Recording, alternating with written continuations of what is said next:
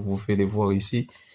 Taille comprise entre 60 fois 60 pixels et 120 fois 120 et 1200 fois 1200 pixels.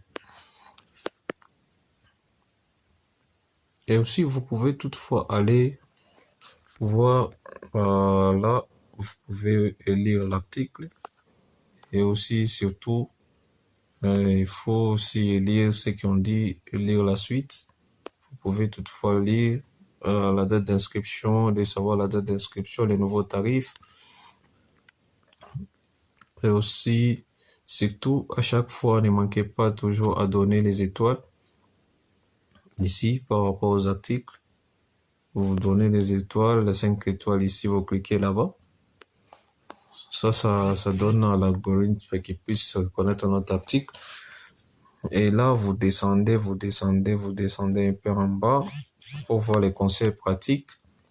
Vous êtes là sur les conseils pratiques, ce qui vous intéresse le plus, ou sinon vous pouvez toutefois lire l'article entier.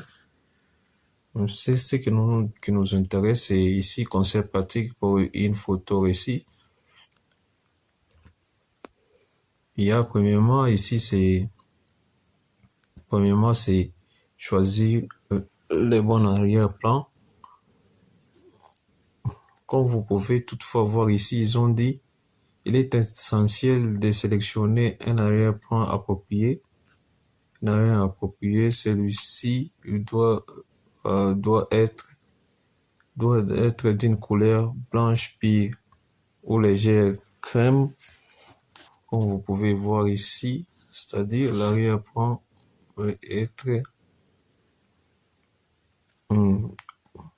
blanche pire ou légèrement crémée, sans motif, ombre ou objet visible, du fond propre et uniforme indispensable.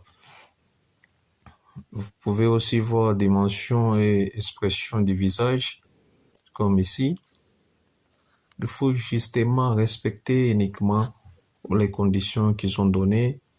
En ce qui concerne la position du visage, veillez à regarder droit devant vous avec les yeux grands ouverts et parfaitement visibles sans être cachés par ses cheveux ou des lunettes.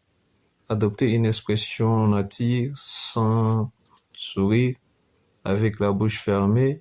Cette posture doit refléter une identité claire.